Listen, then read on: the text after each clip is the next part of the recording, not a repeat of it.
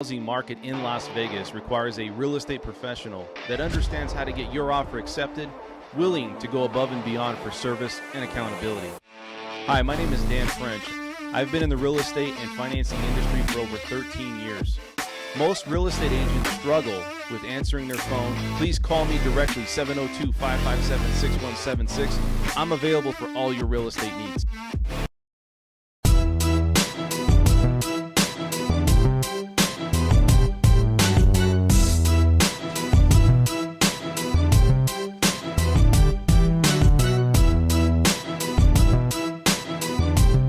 Should we talk about Jack Graham? Fantastic, man. It really is.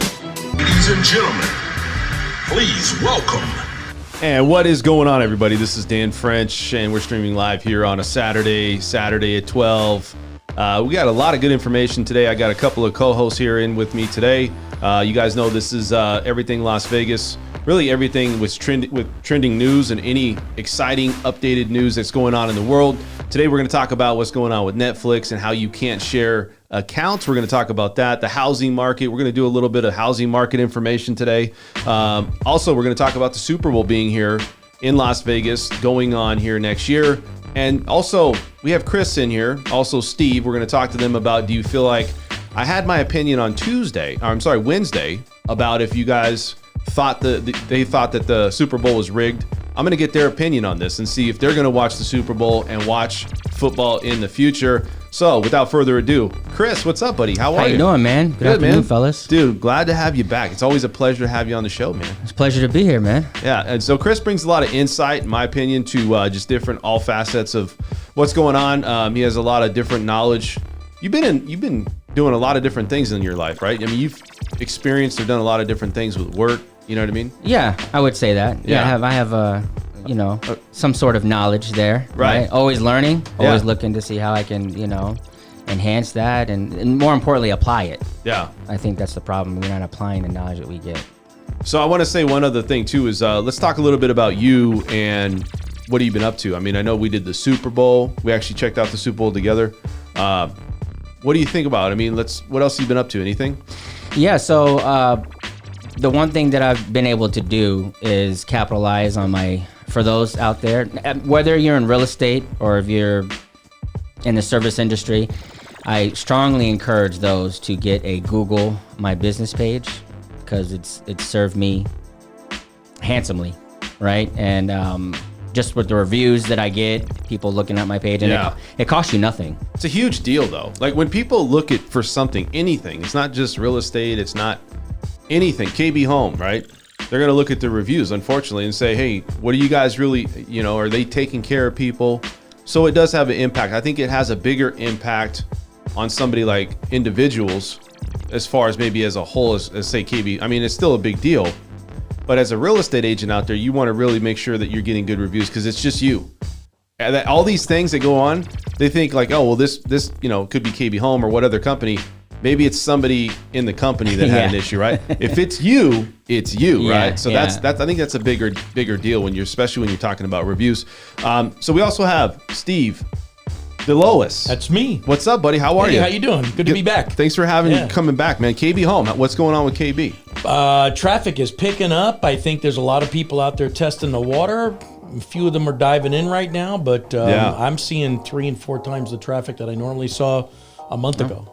Are you seeing, so first off, let's talk a little bit about Super Bowl. Where were you at on Super Bowl? Did you watch it? I was working, and then I watched it at home, the remainder, which was the best part of the game. Excellent. Yeah, and as far as that, but wasn't there a game, New Orleans, a few years ago, had the controversy of man, it just seemed call. like There's always a bad call, you know what I mean? It's the same thing. It's always a bad call. You know what I mean? Every year somebody's And that was pissed. kind of a lame call when you look at it. I mean, it was, but I think it's like this, and I think there's a certain point, though, where you just give up. And it's like, in my opinion, I felt like you got to let that one go, right? And I'm sure the other ones felt the same, but it was a little too ticky-tack, right? It's just a little too. And so how many years over and over and over again, we can kind of jump on right into the rigged NFL and the Super Bowl. We'll just talk about that first. But I mean, you got to think how many years, if it's every year and somebody's bringing it up, obviously it's an issue. If it came up like once every 5 years, okay. I think everybody can say that there's always holding on a play. You know, you could probably call a flag on every play. Yeah. But that was down to the wire. So I used to know a guy years and years ago, used to be a college referee. Right. And he said that sometimes they'd make a bad call, and later in the game they'd try and make up for it, swing a call the other way to try and be even. But there wasn't enough time to do that in this game. And it was a great game going down the wire. It was a great game. Philadelphia probably was the dominant team. But you know what? I'm sorry. KC came back in the second half like no other team could against a team that was number one in their defense. Yeah. Was it a bad call? Absolutely. Should they have let it play? They should have let it play. And that ball wasn't even catchable. So it comes down to this, and I know it's probably a lot of people think this way.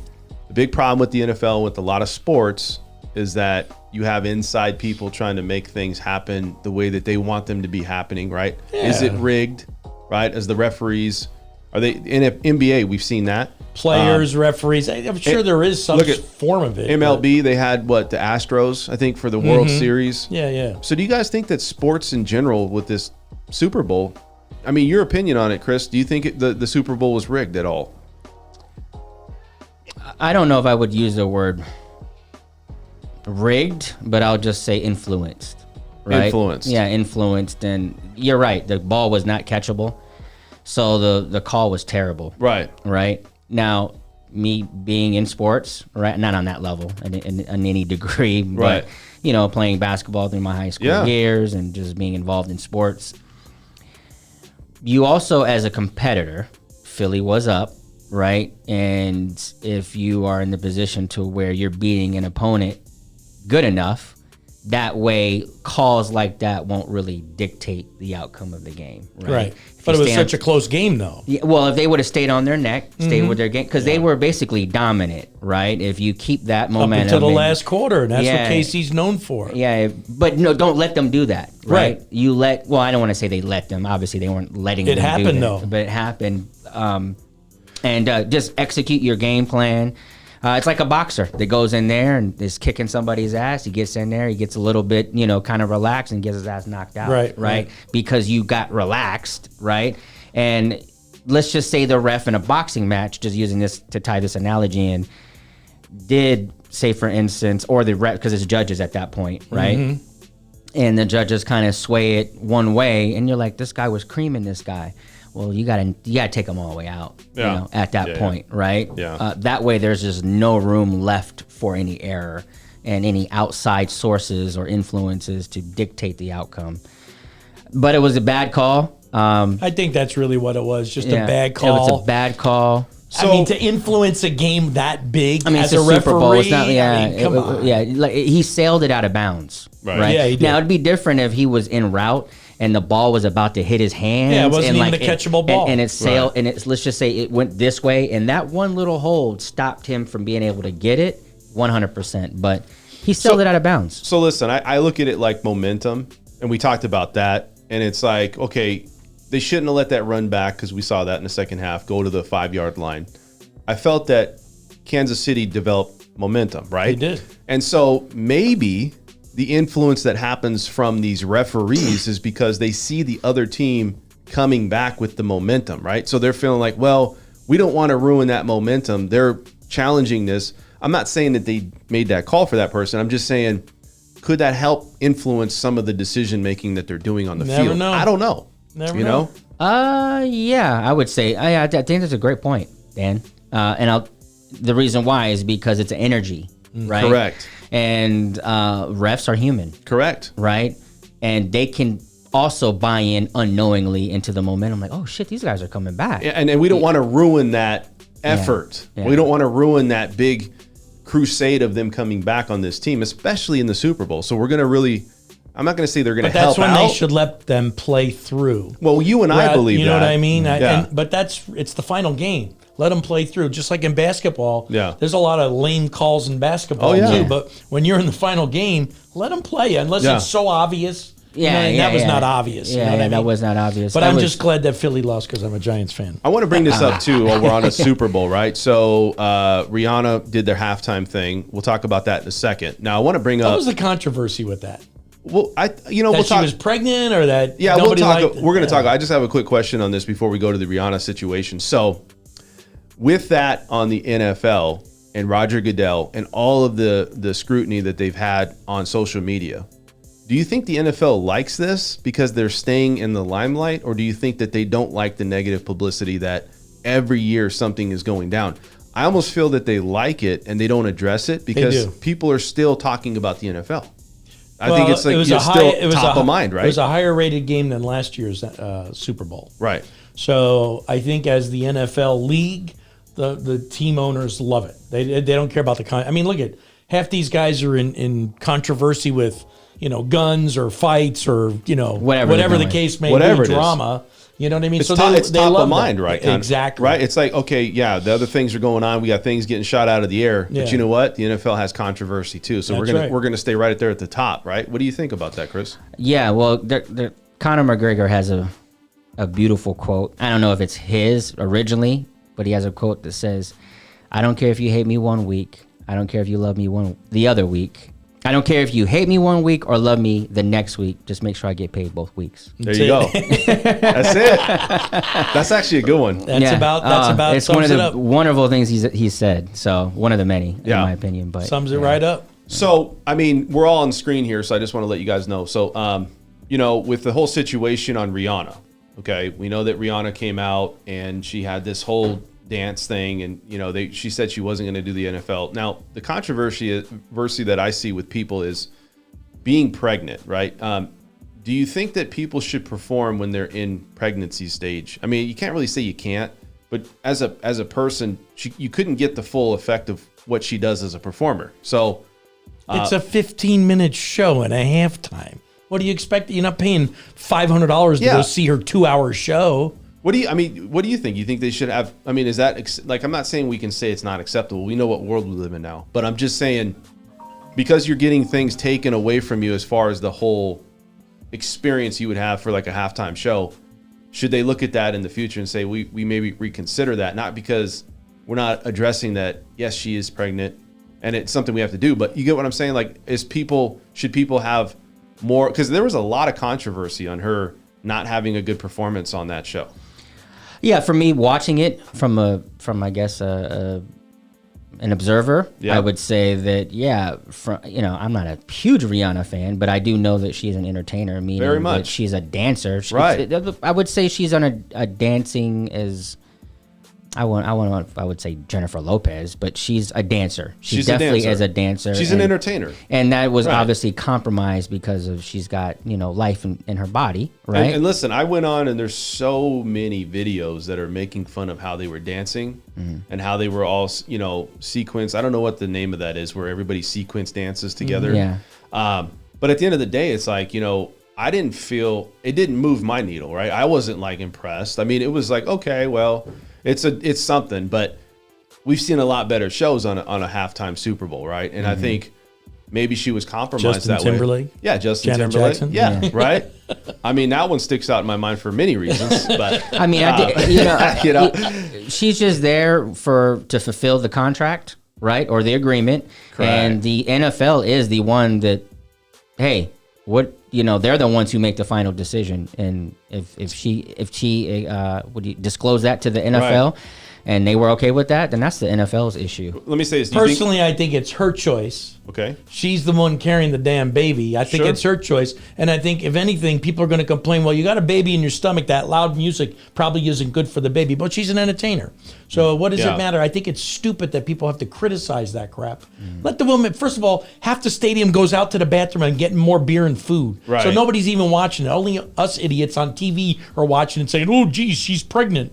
Well, but who cares? It's a big platform, right? So I'm just saying, because of this backlash, is the NFL? Do you see this happening again, where if somebody is pregnant or they are compromised in some way?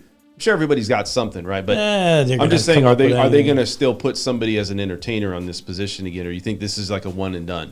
Or I don't even think it has anything to do with being pregnant. Let's just say she wasn't pregnant and went out there and fell short, right? Maybe the NFL needs to hire somebody who's in that entertainment space and say, okay, we need to see what you're going to do. Correct. Right. That's kind of where I'm at. It's not about the pregnancy. Yeah, and once we it's more about the compromise, right? Yeah, and once we see your rehearsal, if it's a piece of shit, hey, listen. We can't do it. This is terrible. Yeah, we right? can't do it. Frankly, I think the NFL doesn't give a shit. They say, "Oh, Rihanna's a big name. We'll get ratings." Yeah. And that's all they care about. That's all they care about. And That's the thing it. is, though, is that they've had a lot of negative backlash for that and that final play. It didn't change anything So, after Janet and Do you feel Justin. that the Super Bowl has lost some of its luster, some of its spotlight, if you want to say, as far as being the big game of all the sports, really?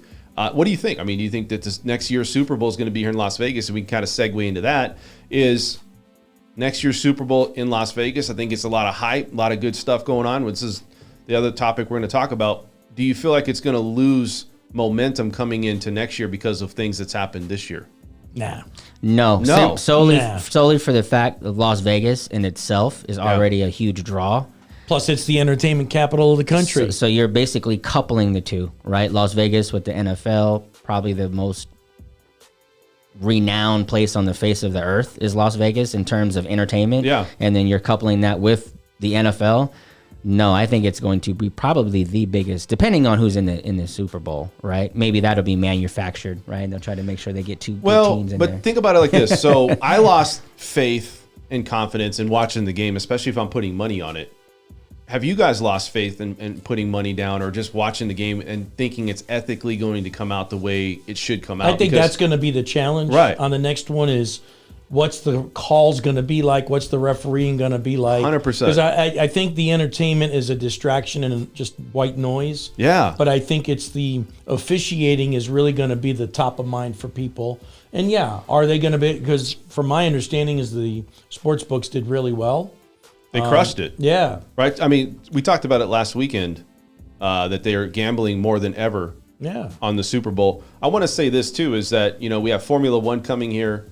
Vegas just has a lot of things to offer on the sports level now. And we're gonna have a baseball team, Think about too. it. You go back 15 years. I always remember everybody used to tell me every year, one of these times we're going to have a Right. professional sports team. Yeah. One of these days we're going to have one. Yeah. And it's like within a short window of 5 to 7 years. Look at what's happened. Yeah. And you're talking about the A's coming out, right? Potentially, or a baseball team. Where's that going to be at? Tropicana. So they're going to just Level it. I heard though that Build the a stadium. Trop they don't want to give up on that land. That's They what I might heard. not, but they'll sell it. They'll just make a ton of money off it. That's all. They're getting out of it. The Trop has been sold so many times. It's under management company ownership or whatever. But listen, they're going to dangle $1 in front of them and they're going to take it. You think the A's are going to be the one that comes here? Yeah, The team? they were Pretty the much ones that solidified? they're the ones that have on multiple occasions looked at Las Vegas very closely, and now they're narrowing it down to location. They I want to don't be on know, the man. strip. They want to be on the strip like the NFL is. Yeah. They don't want to be downtown or you know what I mean. They want to be on the strip. Why? Because that's where they're going to get the most attention. I question what revenue they're really going to pull in. Like they'll get money from the TV deals. That's where all these sports teams Yeah. get there. Nobody goes.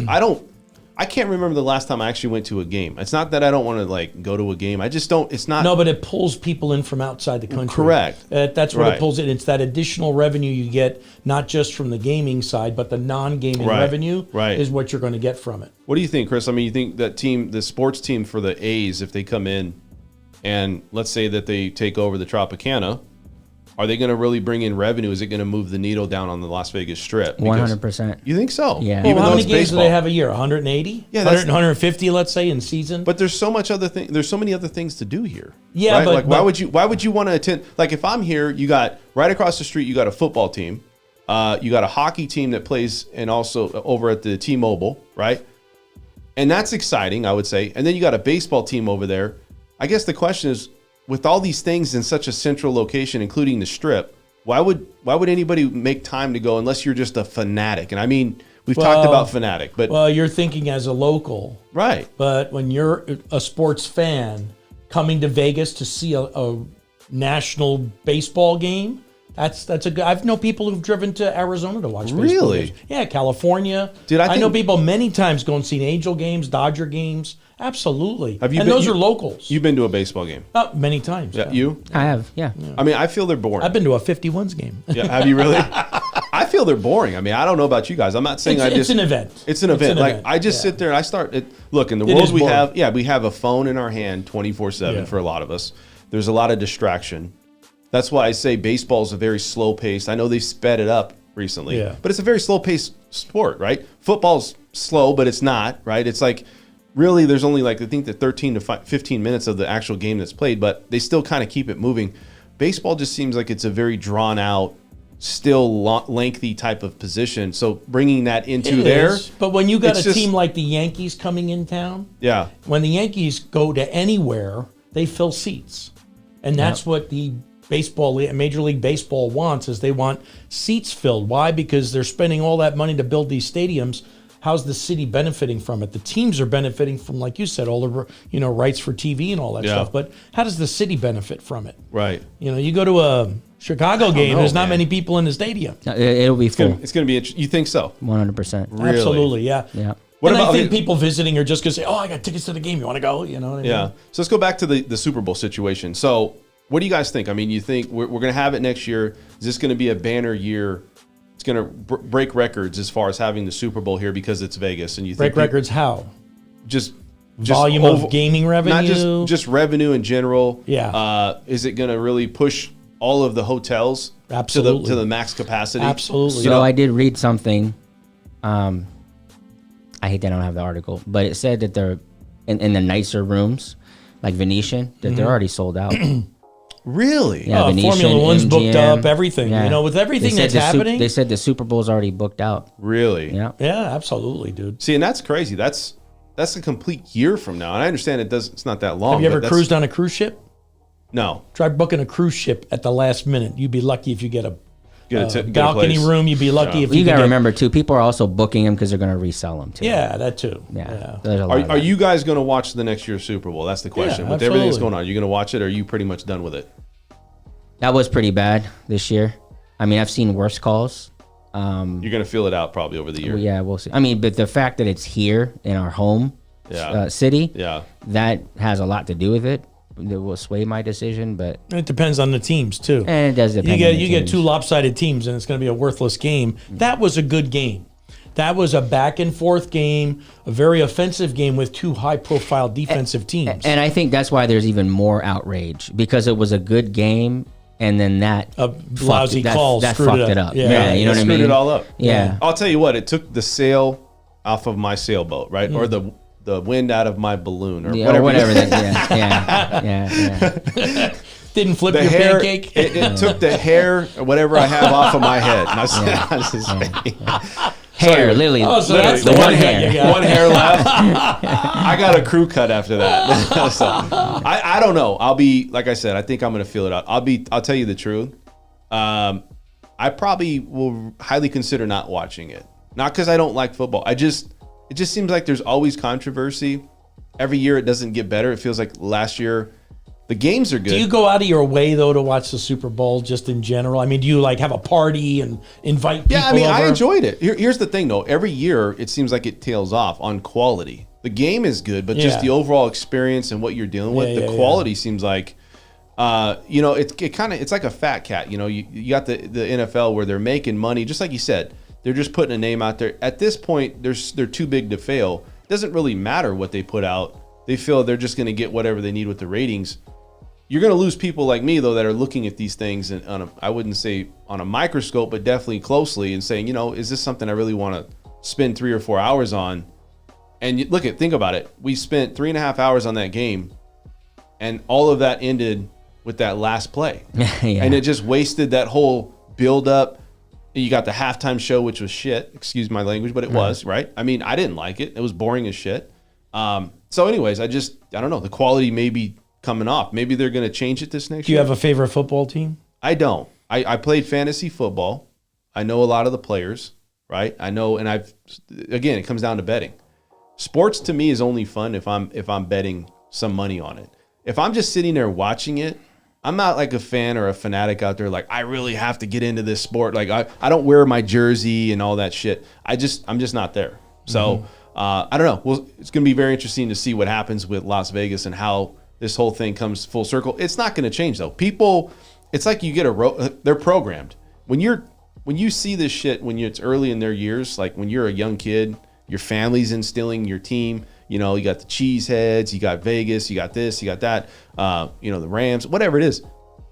People are always going to come, and they've built the product, and it's just, I don't see it going anywhere anytime soon. It's just, the average fan like myself, or the average, I wouldn't say myself as a fan, the average person watching a football game where you have some interest, but you're not a weekend warrior watching this shit, they're probably going to be like, do I really want to put my time into this? Especially if I put money on the game, which I did, which not a lot, but you lose it on the last play. I don't know. That kind of takes it away for me. Well, and again, too, the whole Super Bowl party thing, I was never into that to begin with. Because if I'm going to watch the game, I'm going to watch the game. That's what I'm into. Yeah. But to entertain 15 people in my house, 20 people, I think that's fun.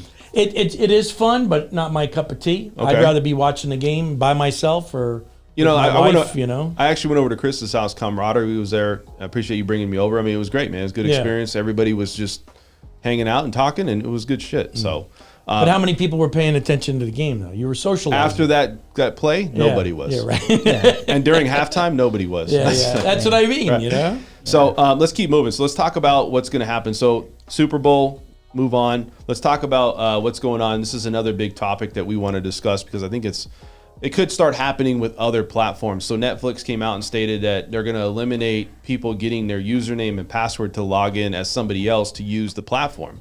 I don't know if there's other, platforms out there. Hulu, Prime, Hulu's doing the same thing. They've done it. They've done it. You got For as Disney long as I've Plus. had them, they've done it. Netflix is one of the bigger ones, right? They were one of the pioneers. Do you think they're going to have it? This is going to be a big problem moving forward for them to sustain people, because I get it, you're losing money, but it seems like Netflix is always in the news recently about losing subscribers or losing people on a monthly basis on that. And it's content. But what do you think? You think this is a big deal? When you say big deal, what do you mean by that? Do you think it's a big deal where they're going to start losing? Because we saw that they lost a lot of shares. They were in a bad position at one point. People were just jumping off. Is this a bad thing or a bad publicity news out there for? Is it bad publicity for them to move forward with this and have people not? I think it's good because, I mean, why would you want to give out your information or your business and lose money that way, especially at that large scale? I just don't know about raising prices and things. So I don't know, is this going to be a bad thing for them to do that? So anytime I hear news in reference to a business, I always look at the business owner mindset instead of a consumer. Okay. So if a consumer, of course, they don't like that, right? Absolutely. Because they've been sharing that one account with 4 of their family members, right? And basically 4 people are getting to watch Netflix for $15 a month. For free? But is it? Well, yeah, for the one. Well, I'm saying for the total amount, right? Yeah, For the subscription. But I always look at the business owner, and if it was me, I'm surprised they didn't do like if I was on that board, that shit would have been dead a long time ago. So hey, listen, we're not going to allow people to multiple share, right? It's got to be in the home. They have the technology to know that, hey, Dan, hey, Dan, just use my Netflix, and you try to log in on your IP address at your house, it will not allow you to do it, right? I'm surprised they haven't already done that. Now, to talk about them losing money, they're getting their ass killed for not getting it. They said it's about $100 million. Wow. So even if people dropped off because they're mad about this new thing, who cares, right? Knowing they'll make that back up, knowing now that if you share your passcode or you share your account with your aunt that lives in Texas, right? That's okay, but we're gonna, your subscription is gonna go up. What are your thoughts? Well, I think I heard somewhere that it's a lot of their overseas accounts are where the challenges are. But if you say, okay, well, you can share with up to 5 people or 4 people, and I'm going to charge you extra for sharing with them, how many cancellations are you going to get? Or how many people that you're not sharing it with are going to sign up for a Hulu account Netflix account anyway? Are they anticipating that kind of revenue to come back? I don't know. Are they going to lose more revenue than they thought they would? So talk to me. You said 100 million would be lost. It's something like that. Yeah, that I read in the article. Wow. So 100 million. So that they're losing from the people not paying, right? From this, if it's one account and you're sharing it with somebody else, that person is not paying. Right, but they get to benefit from that one subscription. But if you stop them from watching, will they pay? In other words, yes, they will. Will I continue to pay for my son or daughter to watch my Netflix account because it's going to cost me another $5 a month. I think there's a lot of people out there that might just cut the service and say, screw it. I'll go to Hulu. I'll go somewhere else. If they cut, that won't matter, because the people that they do stay on, they'll make it up from the loss that they're. Yeah, but how much are they going to make up? If I'm sharing with 4 people, if only one person decides to use it, I'd say, okay, well, Dan, you're the only one that can do it now, and Chris, you're screwed. Go get your own stuff. How much are they going to make up for just Dan staying on, an extra $5? Well, I don't know. Membership? Okay, so we don't know what the amount is going to be because they haven't disclosed that. But you have to do what's best for your business. No, I agree with you 110%. And we're going to keep it all the way real. Like, Netflix shits on Hulu. It's not even close. Oh, It's not even close. No, I you know what I all. mean? People are already bought in Netflix. Like, they've got, that's where they go to watch their content. People will pony up the money. Right? It's just like with Amazon. Oh, we're gonna charge this. Oh, I'm gonna cancel. No, the fuck you're not. You're not. So do you feel that using it. Do you feel that Netflix is not? It's too big to fail in a sense that it's big. It's one of the pioneers we talked about, and it's so big that even if you lose some people, you weren't making money off of them anyways. 100%. So if you're not making off, you might make less, from some of these subscribers or people that were doing it. But at the same time, now you change your business model a little bit and said, look, we're going to be more, restrictive. Right. I don't know. I think it's good for the business, in my opinion, because I feel that, yeah, you might lose a little, but I think in the long term you can gain. And if you keep the quality content out, I mean, who's your real competitor? Prime, right? Probably. And Disney Plus, maybe Disney Plus, I think. Yeah. Maybe Disney Plus, but I would say that's I don't know. I would say Disney's even below Prime. And even in the article that I read, they said that that's taking away from the revenue to be able to produce more content, right? Because if they were making the money from that, they could pay for better writers, more shows and things like that. And because of that loss, now they're not able to bring on better content. So the question I have is from your opinion, from both of you, and I'll ask you both, why do you think it took this long for them to make this transition? From reading the article, I think once they start to see that where they're at, profitability wise, and they do the numbers and they start seeing it, and they're like, we are getting killed on this subscription sharing. You think they would have seen that though, years ago? Yeah. It's common the pandemic sense. threw a wrench into that. It's common sense though. If you got people, it's like you creating a product that's not patent, let's just say, and you take it and people are using it with different, I don't know, that's still my product. It's no difference in say a person that for music, right? They download the music. Remember that big lawsuit they had with Napster and all that, where they were getting the music and it's everybody started to share it. It's kind of the same thing. Open you source. didn't pay for it, but then right? It's kind of the same thing, right? Well, that's why I started out this conversation with. If I was on that board, this would have been a long. But was that a perk of theirs when they first started out, or was that their competitive edge when they first started out? And is it a day late, dollar short? I don't know. Maybe. I think it's that they don't. They're trying to get things moving and it starts to blow up so quick. It's like things start to really start to move. These things, it's once it settles or once your business starts to settle in, that now you've kind of hired the people you need to hire, you're expanding, all these things. And then you look back and you're like, man, I don't think it's really on the radar, because I think a lot of people don't know how big it's going to get. I don't know. Maybe Netflix thought they weren't going to get as big as they did. I don't know. I mean, they were still the pioneer, but maybe they didn't. Maybe it's Obama's fault. They had to pay Obama too much money to produce shows. Right? Right? So now they need more money, man.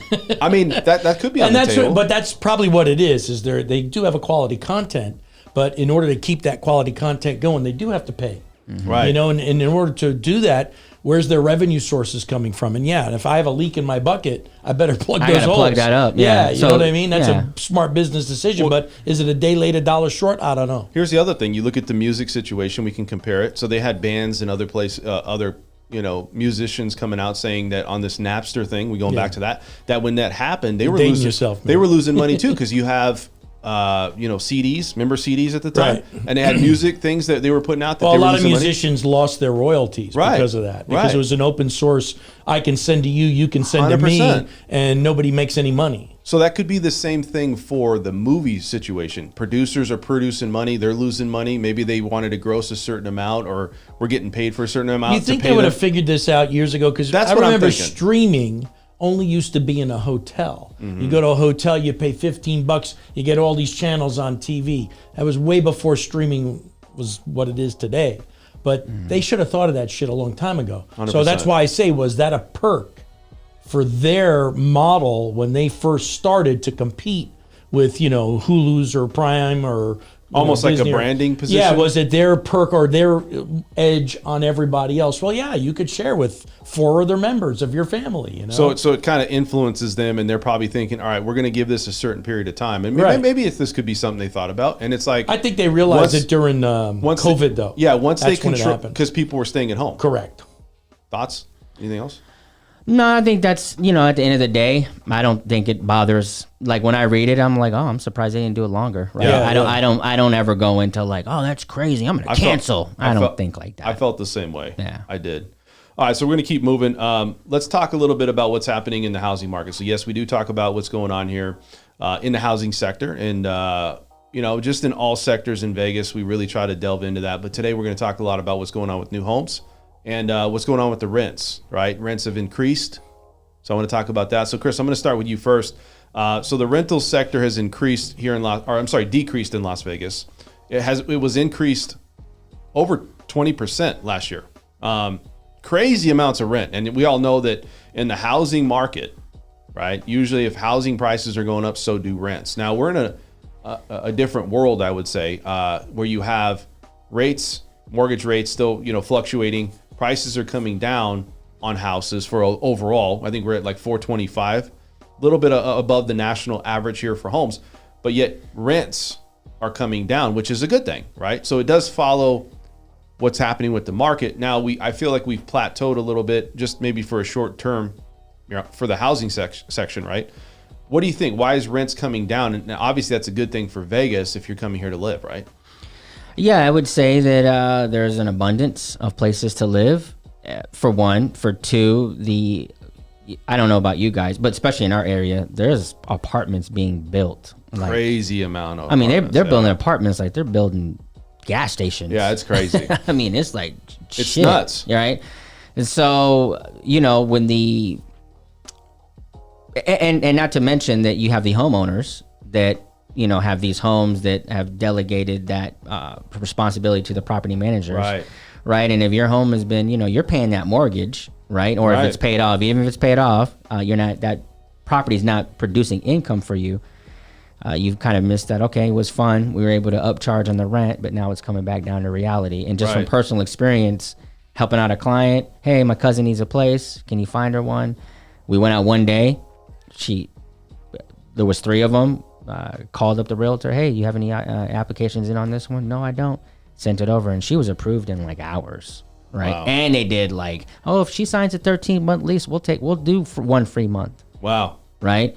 So they're happy. So they're giving perks now, and they're really making it like before. Last year at this time, I would say it would be hard to find a place to rent. Right? About a year ago. Yeah. Now it was it's scarcity. It was like the same with the housing. There was no properties to choose from. There's no rents. I mean, people were paying crazy amounts of money to come here and rent out houses. Yeah. And she's not picky. She was like, So is the supply changed? Is that what it is? Yeah, I think that's a big part of it. Yeah, that's a big part of it, right? Yeah. And Competition. I think that's a good thing. So when you're looking to rent, I mean, if you go through the same process as a property manager, I don't know. I mean, it just seems that is it still affordable to rent here in Vegas though? Meaning the cost of livings here has gone up. You got inflation going up, and let's say the average rents, I believe, was upwards of like $1,800 to $1,900 at the peak. The average rents for people. What is it now? Do you have any clue where it's at? I would say the average for a 3-bed, 2-bath, not even really considering the side of town, it's about anywhere between $1,500 to $1,800. Okay. From what I looked. Now I will say this: it's a husband and wife. I mean, they're not killing it, but they make enough. Like the 1800, they got into an 1850. And if they didn't even think like, well, I don't know, that's kind of a lot. They were just like, okay, let's do it. They didn't even think about like it's too much or too little or whatever. They were like, yeah, that works. So you think that the average household income can support that easily here? I mean, I think it's gotten better, but it's still far off from what the cost of living has become here. You go to Vegas, and I mean, you go to California, and you come back. It's a little different. Obviously, there's some difference, but it's not a huge difference anymore. It used to be a big difference. Now it's not. I think a husband and a wife can afford $1,800 a month easily. Really? Unless they both. The median income is what, $65,000 before taxes? But let's say you're living on your own. Can you afford that after taxes and everything? That's probably what. 40,000. Yeah. Well, no, yeah. Well, if you're single, you're not going to be a 3-bed, 2-bath. A 1-bed, 1-bath condo is about $1,300. Mm-hmm. That's a lot. That's a lot compared to what it was. I think right. That's what I always say. It's not about can you afford it. It's about what was it before, right? And how much it's changed. Even though we've come down, have we come down? I don't know if you guys know these numbers. Have we come down statistically the same as we did for homes for rentals? No, I would say no. No, I would say no. But even if you're a single girl guy, you need shelter, right? So if you still have, you kind of have to roommate up, right? If you don't want to have a roommate, you got to get a second job, right? I think there's people sitting around too much about, well, I can't afford it, but what can you do to afford it? Right. Don't look at what you can't do. Look at what you can do. And if you don't have a disability or a handicap to impede you on doing that, then you got to get a second job, right? Or move. Right. Well, You got choices. I think that's been the challenge, is that when you're renting for $1,800 a month and you go to try and buy a $300,000-$400,000 home and you're looking at a $3,000 a month mortgage, it's like, wow, that's a $1,200 difference. That's almost 50% more than what I'm paying. Mm-hmm. You know what I mean? So people are scared of that because they like to live a lifestyle and they don't want to crimp on their lifestyle. They don't want to sacrifice or save the money. The world's changing too. I mean, the days, and I think a lot of people always say, and somebody brought this up to me recently, and I want to bring this up. So when you talk about the housing market and you talk about inflation and all these things with work, it's not, I don't know if it's that people don't want to work hard. I think it's people just want to work smarter. Sounds weird. The world's getting smarter, right? And so I think you have a lot of high entrepreneurs, especially here in Las Vegas, looking at different avenues. You know, we're one of those people. I mean, everybody here is taking a commission or trying to do something different, because I feel we understand that life is short and we can only get time, and that's part of it, options and time, right? So when you're doing these things, people making these decisions, there's some people out there that still want to do the 9 to 5. They want that structured lifestyle. They feel a sense of security. 100%. Now, it's the same with the housing market. I feel that when you're looking at the housing sector, people buying houses today or renting, they don't want to be mortgage broke or rent broke, right? They're understanding this is how my family or people I know got into a position where there was an issue before. So I think they're trying to eliminate and make better decisions. You know, millennials, I feel, are a big part of that. They're really making decisions based on, let's say, like, you know, how the world is, how the global warming. They're very into that. They're very into what the world is doing as far as not taking the world out, right? Home ownership's not a priority to them because they're comfortable in their surroundings. And I agree with you, because my children are millennials. Right. So home ownership to them, as long as they got a roof over their head and they're managing, they're good with that. They don't want to sign that long-term commitment. Yeah. That's what it is. And I'm not saying everybody doesn't want to do that. I would say that real estate, for a lot of people, especially if you come into a situation where you don't have a lot of money, your family wasn't, they just weren't rich, or they just don't. That's one of the number one vehicles that somebody can use to get. It's a long-term game, but you're still gonna have to go that route. But I just go back to it, and it's like rents, inflation, and way that people spend their money today. It's weird because there's a lot of people that still want to travel. They still want to do those types of things, yet they don't want to buy into a high mortgage or a high rent or buy a house on a long-term commitment or look at that rate. I get it. You look at rates, they've gone up. They don't want to pay that interest rate. And it's like, these are the decisions that people are pushing away now, saying, or it's maybe not on it's the table. this. Maybe they say, well, God, if I'm going to save $20,000, $30,000, I can do much more with that money than buying a house and being stable and sedentary, so to speak, because It's just not important. right. It's not a priority in their life because, like my kids, they're chasing their careers now. They have opportunity. They don't have children yet, but they're chasing their careers. So if an opportunity came up for them, being anchored by a home is probably something they feel might inhibit their ability to grow their career. Like my daughter was just telling me when I was driving over here that, I got an opportunity here and I feel it's the right time to take that opportunity because when I go to have children, I want to be at a level of success to where I don't have to worry about how am I going to climb that corporate ladder Absolutely. kind of thing, So she's making her decisions based on her career right now. So to somebody of that age, and my daughter's 27. So for somebody of that age to say, lock myself down with a house, and if I have an opportunity, I got to sell it, and am I going to lose money? And what am I going to do with that $20,000, $30,000? I said, I could do a lot more with that now than I could putting it into a house.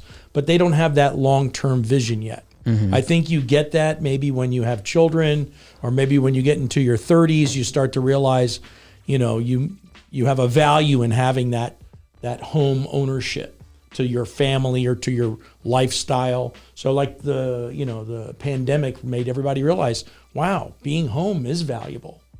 I think it changed people's mentality that, and I can work from home too. Oh, that's even better. But I think it was a perfect storm. Like if you had the same market, let's say everybody went to a pandemic today and the rates stayed the same, the housing market stayed the same, and everything with inflation stayed the same. Do you think we would see the same market? I don't think we would. Even though people are at home and they're now watching and they have nothing to do but watch YouTube or just watch TV or just be at home, it puts the attention on buying. That's why we had such a banner year, I think, for a lot of this I think so. housing market. They saw the value in it. They saw the value. Now, would they see the same market today? I don't think so. I think it would actually be the same market we see even with people staying home. It's just gotten to a point where it's pushed people out. Even on rents, though, I mean, you go back to rents, I would say it's still maybe unaffordable for some. I'm not going to say for everybody, but maybe it is. Maybe people still struggle to pay rent. I don't know. They do. I would say some do. My ex-wife's having a tough time. Right. Yeah, she's a sole household by herself. She's in her 60s. She's been one of those people that's worked an hourly job for 20 years. If you're on a fixed income, right? You know what I mean? She's not one of those people that has, pursued success or a successful career. She believes that long-term, commitment to a job is what you're supposed to be doing. But now with all the inflation and the rent's gone up, she's having a tough time meeting financially. What about you? What do you got to say about it? Anything else?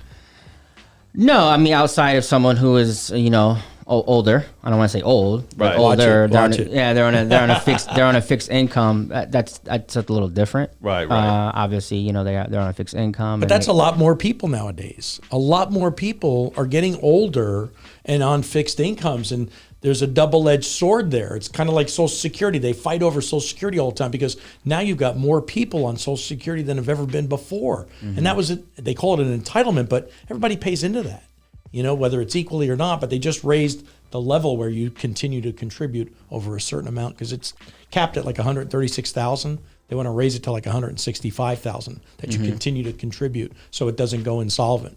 Yeah. But there's a lot more older people. That's why they call affordable housing because the seniors can't afford it. And if you look at some of the senior places, the assisted livings and stuff like that, those rents have doubled and tripled. No, it's ridiculous. No, you'd almost have to come from a rich family to afford one of those places. I don't know. My grandmother lives with me, so all I can say is that maybe that's very traditional though. Yeah, maybe the kids need to. It's not their responsibility, but maybe it could be your. You got to give back. Maybe it could be It's a your full accountability, circle. right? Right? Hold yourself accountable. But there's no way I could have my mom or my grandmother barely scratching by when I can have them move in and if I got an extra. 100%. But everyone's situation is different, right? But me, I look at how instead of, I guess what would be like, oh, I can't. How can I? Right. But that takes a different. But and that's a priority to you because family is important for you. But like you were saying before, they don't see the value in home ownership because it's not a priority. It's not anymore.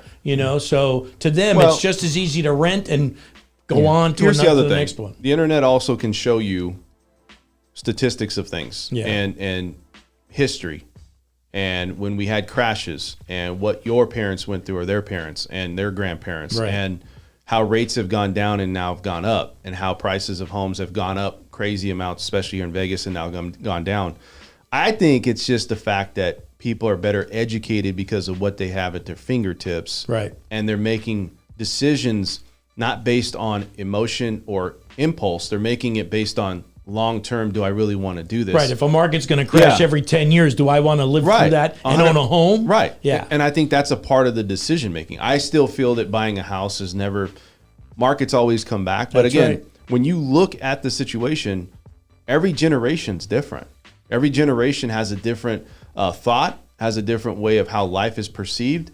And they came into a different world than we came into. You know, the next generation of kids probably won't even know our occupations existed. Right. Because they're going to have people that are artificial intelligence and things running the show, and you're just going to be a consultant in the background, probably just making sure everything's getting done. I'm just telling you, the way the world is working today, it's just different the way it's perceived every generation we go. I don't think, you know, you go back and how it was so promoted that getting a home was such a big deal. Is it a big deal for people today? I don't know. I don't think it carries the same weight for a lot of these people. I mean, everybody wants to be an entrepreneur, which is fine. They don't want to work that 9 to 5. They want to make, and they want to live a life. It seems like that they're traveling or there's nothing tying them down. It's very simple. That's what I feel. Very simple life. I think the pandemic created that. You think so? Because people's life was in question. Am I going to get it? Am I going to die? So when you challenge yourself to, can I die? You start to think differently. You know what I mean? But I mean, I think that's, again, that comes down to me though. That comes down to that generational thing. Let's be honest. If you're south of 50, you're probably not thinking about that. You're like, I'll get it and I'll probably be all right. No, but the pandemic did that because it affected a lot of people, not just the elderly, but it affected everybody. But the decision making too. Right. So people realize that there's more to life than just working.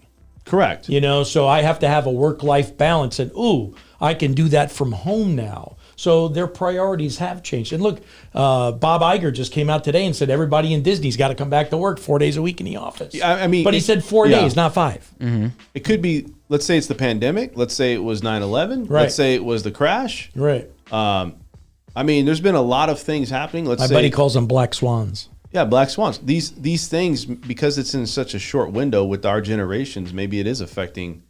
Maybe. I don't know. What do you think, Chris? I mean, well, I don't think people are simple at all. I Really? think people are in a very, it's consumerism to consume is being pushed at an all time. It is. It's all about the dollar. Like it's compounding at an exorbitant rate, right? That is also firing why people want to not, because I don't want to be able to like not do that and buy all this useless shit I got, right? Why do I have a mortgage? That takes away from my clothes and being able to get the latest iPhone and being able to go eat at expensive dinners. There's more things being pushed right, at you. Social media is doing that. Yeah. I was watching a news program and they said that the age of children has dropped from like 15 to 12 who are wanting more and more and things they see on social media. Like they see a Louis Vuitton purse from somebody on TikTok and they're like, I want that Louis Vuitton purse. So that's what's firing up and influencing the hold on buying a house, right? Because then I can't have my $800 car note, right? A lot of that is going in there too, that they're not, I can't afford a $2,500 mortgage. Well, yeah, you have a fucking $800 Tesla payment. Yeah, right. That you're not willing to detach from. Right. So we're not getting that either. You see what I'm saying? We're making it look like, the poor middleman can't come up and we can't make any money. Bullshit. Yeah. People out here making money. Yeah. Right. We go out to eat at places, and Dan and I, and there's those restaurants are full. Yeah. It's absolutely. very rare. You go to the mall, it's packed. There's nowhere to park. Yeah, it's weird. You know, I dropped my fiance off at work. She works at the Wynn. Man, it's slammed. Like, people out here got money. That's just a thing they throw out there to make it look like, people are out here struggling. I can't tell if they are. Well, I mean, like the CBO just came out today and the credit card debt is on the rise. Defaults are on the rise. Defaulted mortgages are on the rise. Savings accounts are dropping. Are you going to ignore those facts too? Well, that's because of mismanaged money, right? No, but that's the consumer that they're watching. Their banks are watching consumerism. They're watching what people are doing, and more money's been spent in the past 2 years than probably in the past 20. But people are now starting to default on that because of the economy being as weak as it is. People have overextended themselves thinking, okay, well, yeah, I got all this money now, I can spend it. But now with the inflation and the deflation, hopefully, that's coming along, people have put themselves in a debt position that maybe is more than they can afford. Yeah, and because they thought it was going to get better and it got worse. Yeah, I'm not discounting the data. However, I would say most of it, and we could look at the numbers if it's there, but I would say most of those numbers are because people did over leverage themselves, right? You didn't need to go get that boat, right? You guys didn't need to go to Europe last year for 2 months and spend $65,000, right? Well, the average car payment's $1,000 a month. There you go, and like you didn't need to do that, right? Well, you can't avoid it though. If you want, like, I'm stopping myself from going to trade my GMC truck in because of the prices of the trucks they are today. Yeah. It's crazy. It's 20%, 30% more than what I paid for the vehicle, the exact same vehicle. Yeah, exactly. It's crazy. So I think rents, going back to the rent situation, we're talking about affordability. We're talking about mindset of people, and is rents still there? And I think a lot of people will still choose rent over buying into a mortgage because it's still somewhat cheaper. When you look at, if you're putting the minimum down, I still feel buying a house is a long-term game. It's better, but some people look at it and go, well, do I want to go into a market like this? So rents coming down, probably going to push a lot more people back into the rental sector. What do you think? Yeah. I mean, well, there's the people who are already renting, they're renting anyway. But what they would have is on their side, maybe they're in their lease is coming up. You know, if what that would help the renter in terms of now the landlord is not going to push for a rent increase. You know, correct. Hey, don't bump my rent up $200. Yeah, you know? and that might correct. I mean, because look, so that helps, and now the landlords can't like say, "Hey, look, I could be renting this place out for $2,400 a month. You're getting a deal." Right. You know, and take your take your house. It ain't a deal. It ain't gonna be able to do that now. You know, which helps the homeowner. At the end of the day, we're all in the business, and we care for the homeowner. So, that helps the homeowner, and I'm for that, or the renter, I should say. All right, let's keep moving. You have anything else to say about it, rents? No. Nothing else. So let's go talk about, you're at KB Home. I want to talk about the new home sector. I want to talk about what perception is out there with a lot of people that are saying incentives are just thrown around like crazy. Builders got a ton of homes that they're trying to get off the books, which is not true. They do have some move-in readies, but it's not like it was in 2007 and 8. And getting that deal, people always say, well, isn't the new home sector suffering as much as the resale? And I can argue and say that yes, they've come down, but it's almost like they've drawn that line in the sand that says we're not going down any further here. Meaning people still are going to buy new homes. They're not going to buy them at the same pace, but you haven't seen those huge drops. Well, to Chris's point earlier, I mean, you're in business to make money. So there is a point where it says that, okay, I'm done. I can't lower the prices anymore. This is it. And a perfect example is in the land costs. You know, when you bought land 4 years ago paying $1 million an acre, you could probably get $500,000 an acre today. Right. You know, so I laugh when people come in the door and they first words out of their mouth is, what's your incentive? And I'm thinking to myself, are you buying the incentive or are you buying the house? Right. You haven't even seen the house yet. And you're like, what's the incentive? Well, does it matter? Let's see if you might walk in the house and say, I don't like the house. So what does it matter if I offered you $100,000? It wouldn't matter. You don't like the house. So when I tell people, listen, why don't you go through the house first? And if you like it that much, then we'll talk an incentive if there's an incentive. I think they've been preached to that there's a deal out there. Everybody's giving deals. And I think here's the problem is that it's not necessarily that they like the house. It's that if they buy this house and if let's say they wanted to flip it, they're going to make a lot of money off that house because you're giving it to me 50, 60, 70,000. Look, if it was but what's the percentage of flipping compared to the percentage of purchases? Small percentage, 10%, 20%, if that, max. If that. That's what I'm saying. It's very small. So the majority of people coming in the door are looking to live in a home. But the problem is they want to live in that home. And as my fear was back when the 08 crash happened is, okay, the market's crashed. Here I am stuck in this 3,700 square foot house by myself. I was carrying a mortgage of $1,800 a month. Ooh, that was killer though. Right. You know what I mean? But at that time, that was a lot of money for what I was making. I was making $65,000 a year. So I was trying to support that, and I lost my gig because I was in real estate. So what do? I get that. I get it, but real estate is a roller coaster. It's up, it's down, it's up, it's down. Like that one show, you got a graph on your other screen there where it goes up and it comes down, but then it goes back up again. So people come in and I think they look at their houses as ATMs, but they don't want to put themselves in a position like 2 years from now, am I going to be underwater?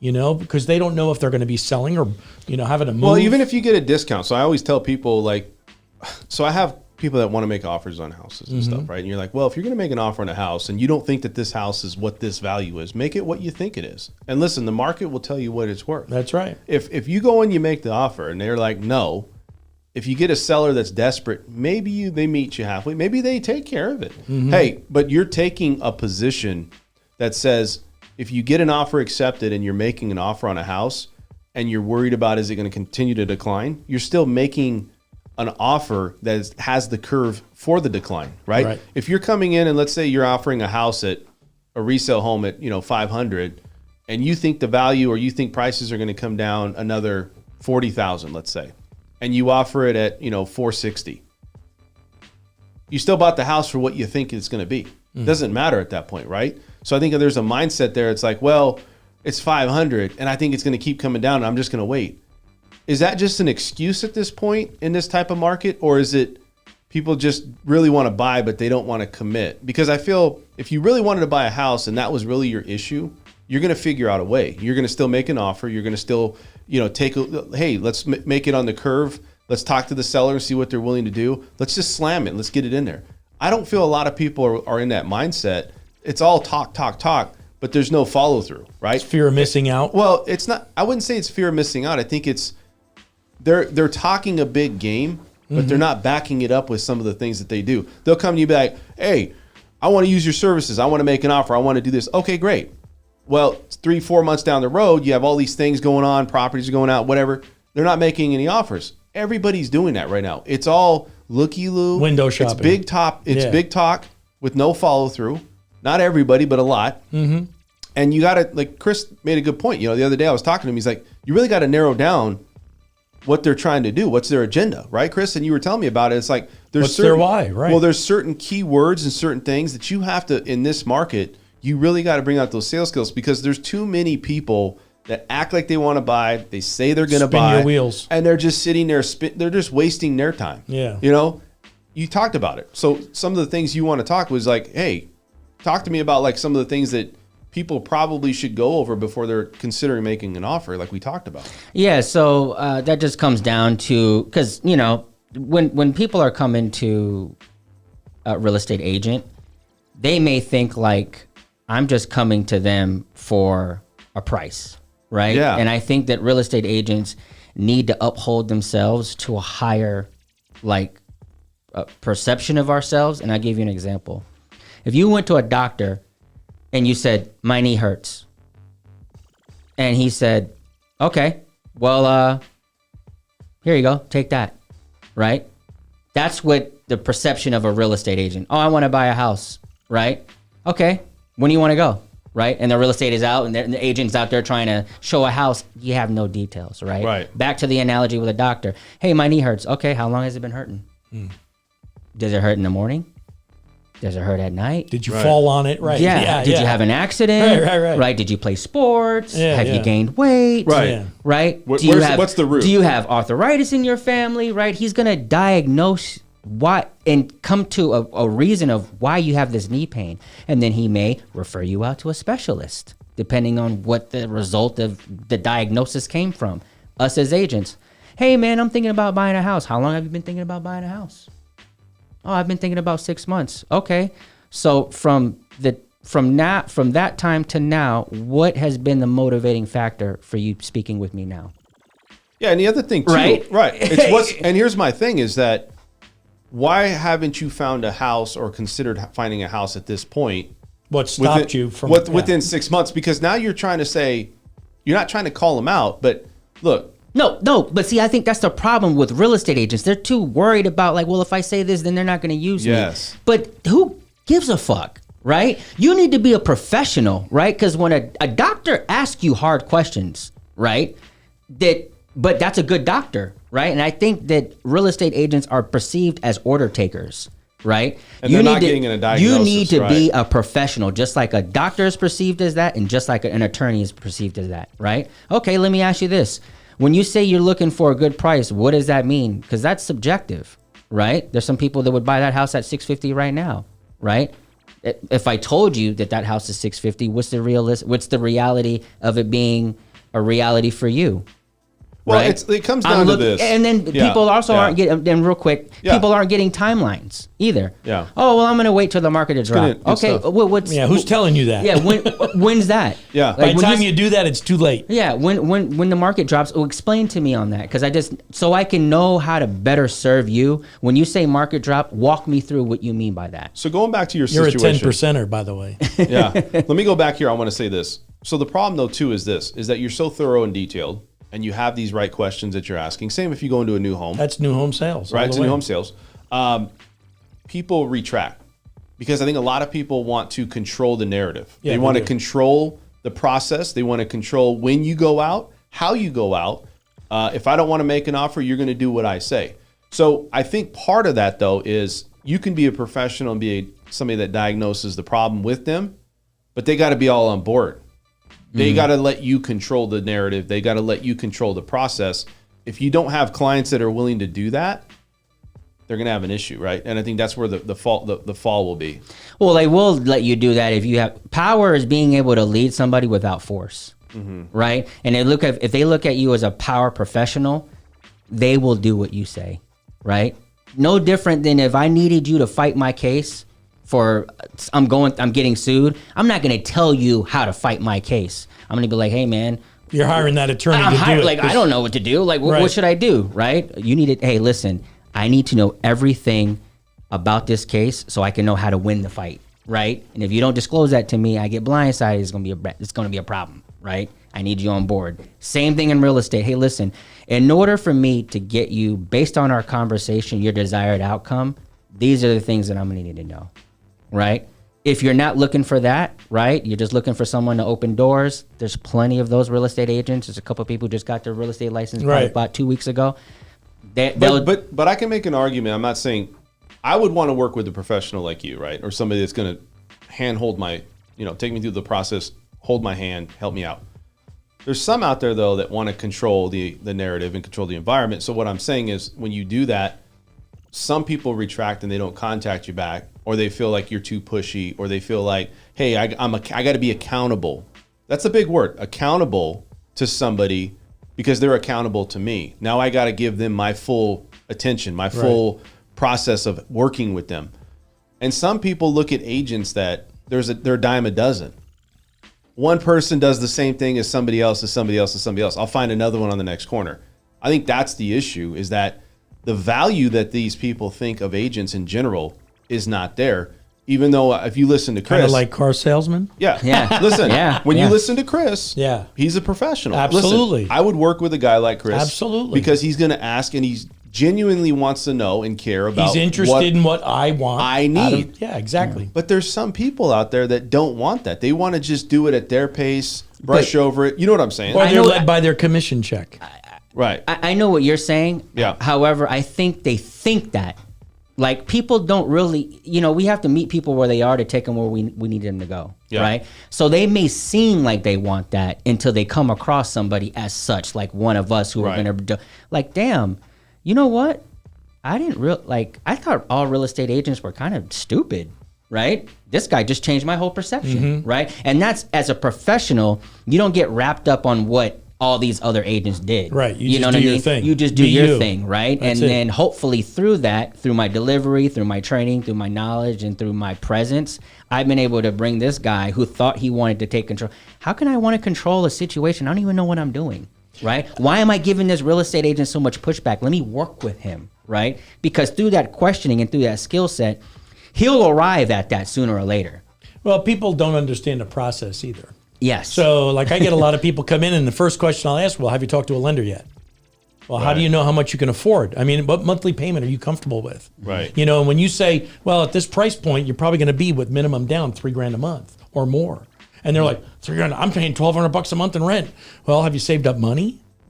Well, yeah, I got like $5,000 in the bank. Well, you might want to look for something for about $300,000, and you might want to find a used home.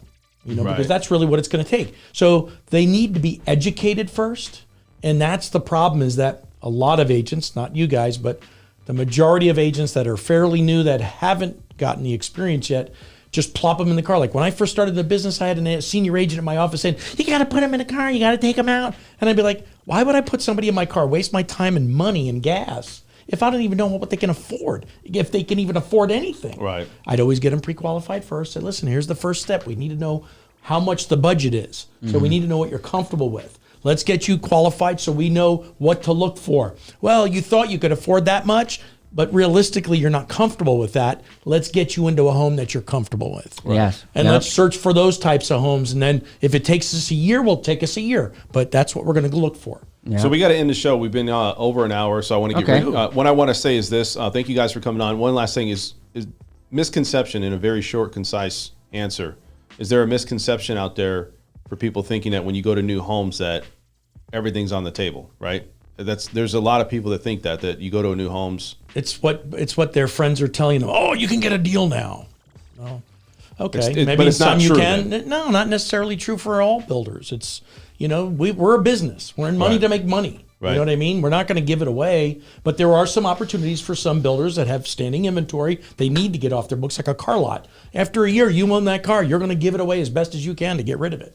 How about you, Chris? You got anything else to say here about the real estate sector? Yeah, I would say that when it comes to that, there's a lot of people who are very profitable and they're making a killing off fear mongering. People with 100%. real estate channels, right? I get it. That's their hustle. That's what they're doing. And they're pushing, like, especially in the builder side, crash and fire behind them and like it's tanking and this, that, and the third. And so I wouldn't really blame the consumer, just again, be an educator, right? Yeah. Because they're only, and the sad part about it is people with these channels are real estate agents.